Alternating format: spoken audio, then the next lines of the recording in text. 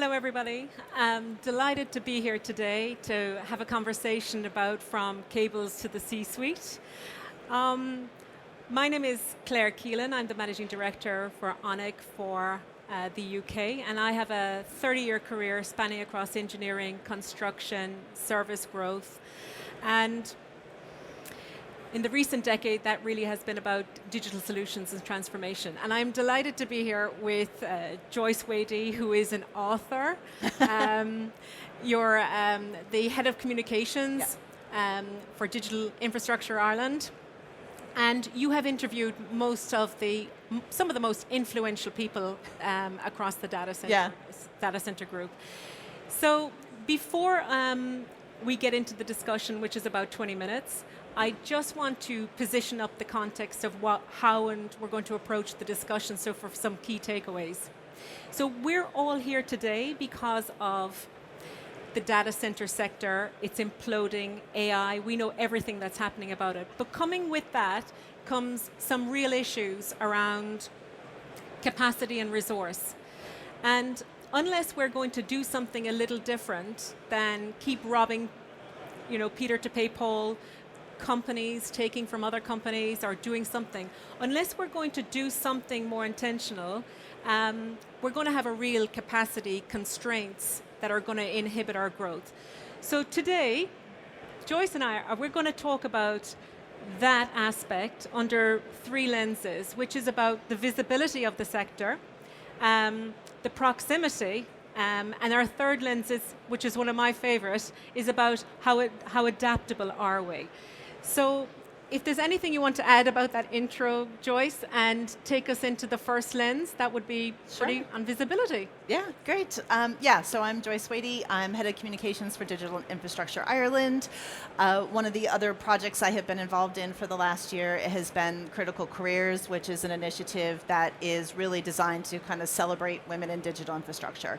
And like Claire mentioned, I've had a fantastic opportunity to interview probably more than 50 women in the industry in the last year, and have really gotten some fantastic insights from them as to why we are all here, how we all got here. And I can tell you right now, 99.9% of us have stumbled into the industry. There's been very few people I've talked to who have made a very deliberate choice. I think it's an important discussion for us to be having, because there's a very practical problem that the industry is facing, and that is the talent. And we cannot, like you said, we cannot continue to hire from within and scale the industry in the way that it needs to be scaled. And then there's also an important business reason, but people may not necessarily think of the AI tools that are being developed. They have to, they're going to impact all of us. They are going to be, reaching every different corner of the world, every different, age demographic, every economic, group. And for those tools to really be effective, we have to have representation of different voices, different life experiences, different backgrounds, to really make them as effective as they can be. And that's part of, what we're trying to do here today. Yeah, and I think as well, when we look at the makeup of any population, 50% of the population is female. And it's not about that females are the solution to all of this. Right. That's not about this. Being fair and equitable is appropriate, but what the problem statement is really is only 8% of the female population work in the data centers. So if you're a company owner here, if you're working in any part of data centers, in a year, 2 years' time, 3 years' time, unless we have figuring out some of the silver bullets on how we tap into getting more than 8% or the non-working females that, for whatever reasons, and I'll talk about that a little later in adaptability, it's a problem. We can address that. And there's more recently, and I would recommend everyone would look at it as well, is the IMF have published the top 24 countries and how they're prepared with the skills in readiness for the data center, resources and capacities and training. And from my own experiences, I can see from, might show my age a little bit, but in the early 80s, I could see how Ireland prepared itself for the pharmaceutical training. I saw how the IDA in Ireland works so strongly with the technical colleges, the universities, and I see now they pay dividends with the American investment that came into Ireland, and we have the highest amount of engineers, scientists from every perspective. Because when we talk about cables to C-suite, we're talking about every single role that is fundamental in delivering for the data center sector.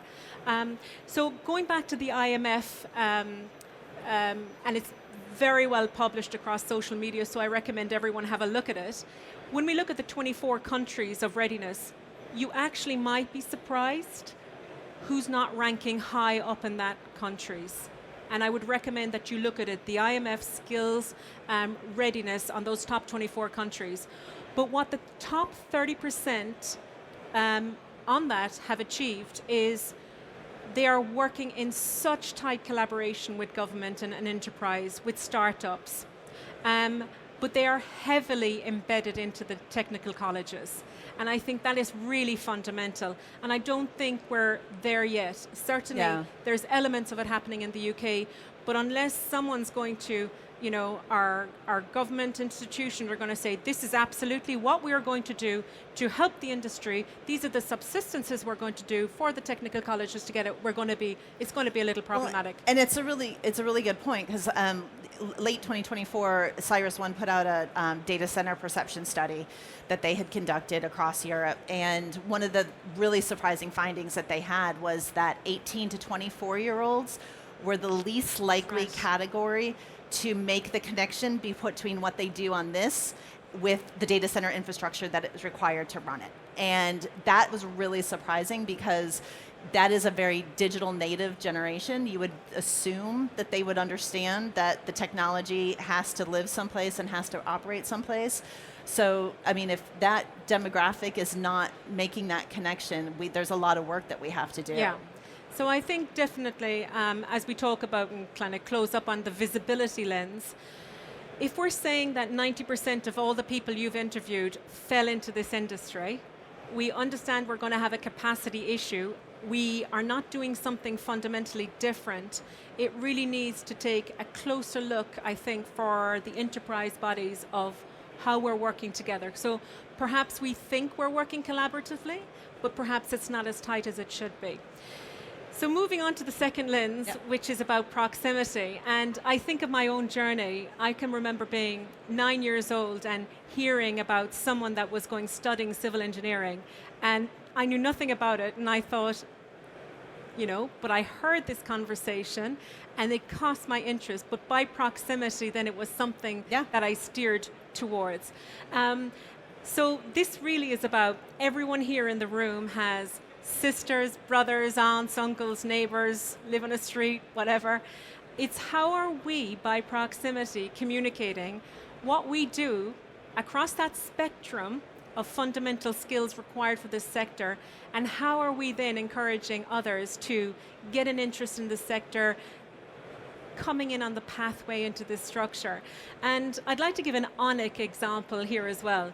And I can't see him here, I can.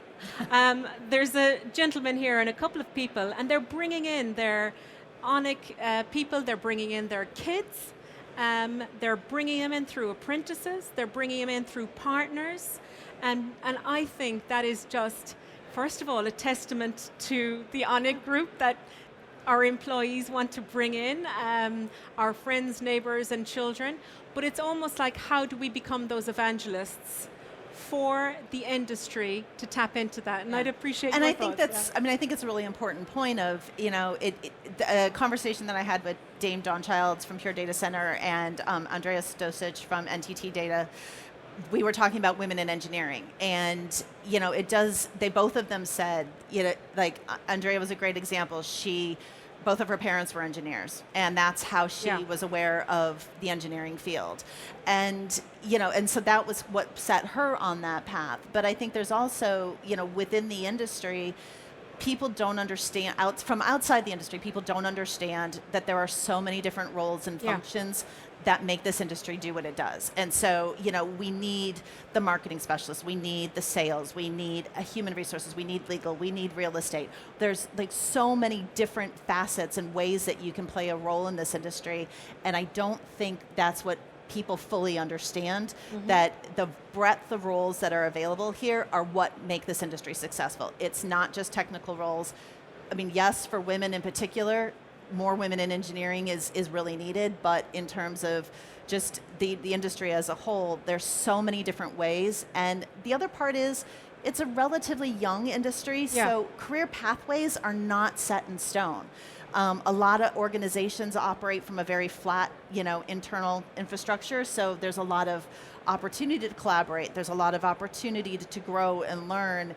And when I've talked to all these women through Critical Careers, one of the things that they really came back with is people are very open to sharing information and open to helping you learn what you need to learn. And so, the curiosity that maybe brings you here and the ability to ask questions, and just they don't run into roadblocks that people have experienced in other industries. So it's very open, it's very collaborative, it's very fast paced, as we all know, and it's, can be quite chaotic at times. So, if you're not good with chaos, this may not be the right place for you. But with having said that, there's so many different ways that you can bring people in. And so, my job as a communications professional, I had a conversation with my neighbor. She was looking to make a career change, and she, we had a conversation about what I do. We had a conversation about the industry.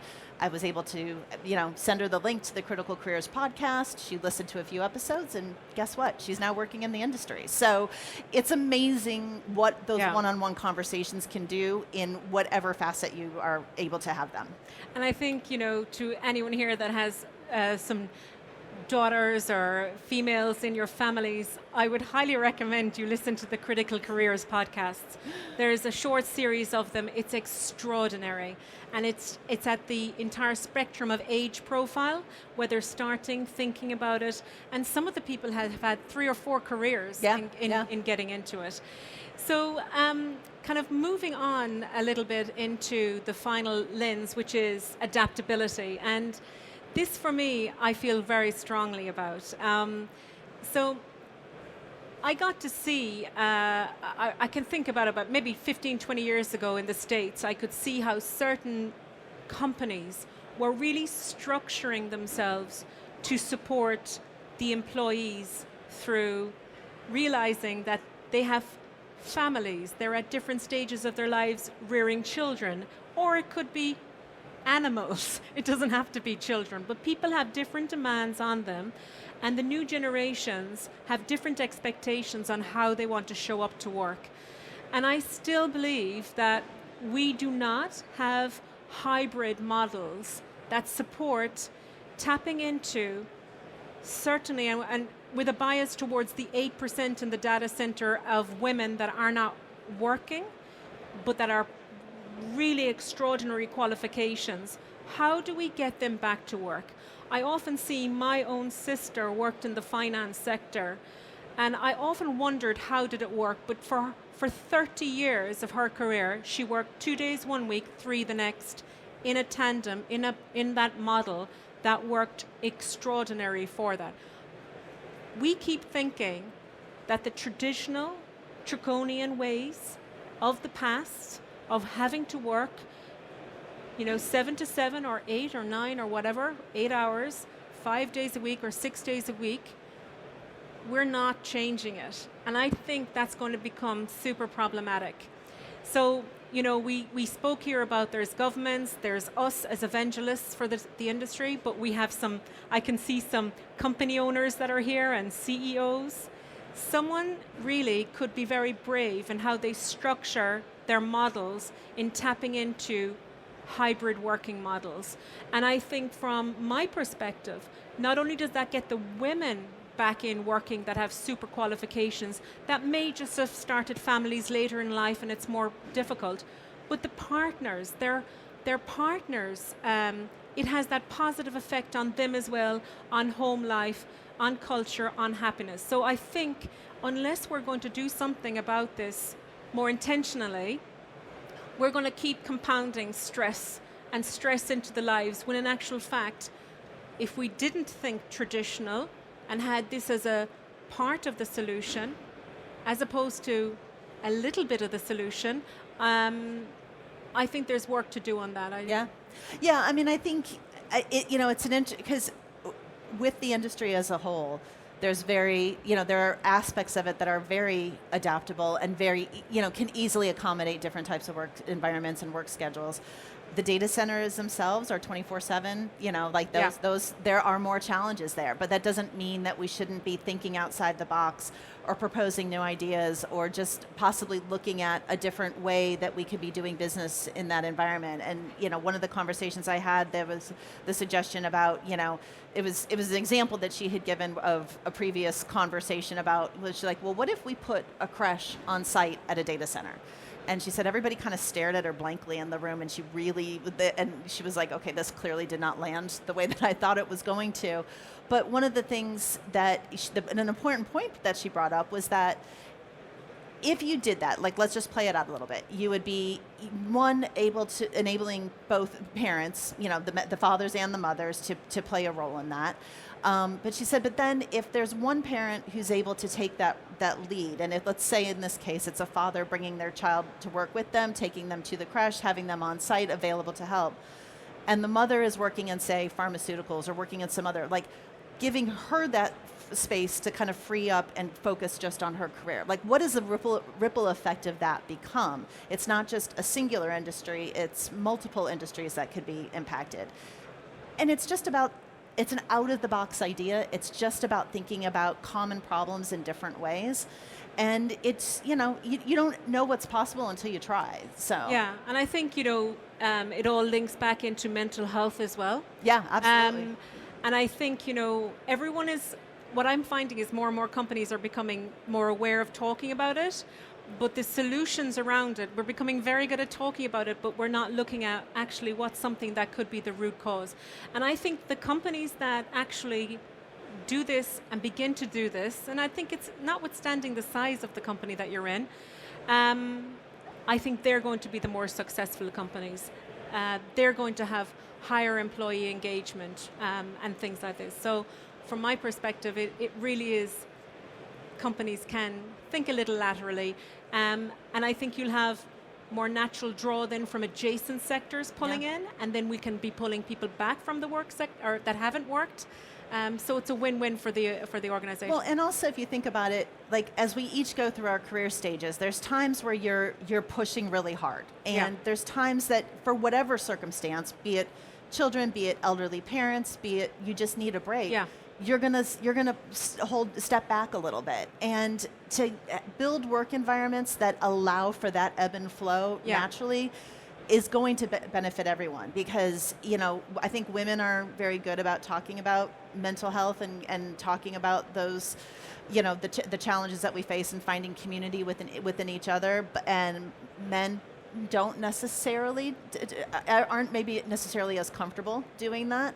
So if there's a way that we can structure our environment that enables that to happen, I mean, I think it benefits everybody.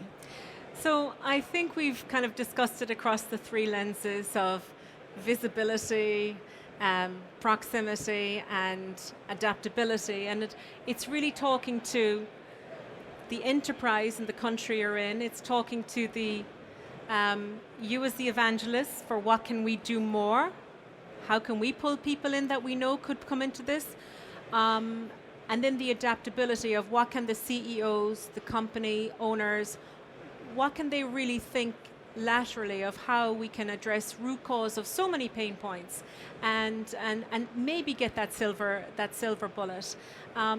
So I think for everyone sitting here, you have a role to play in how we promote the industry. Yeah.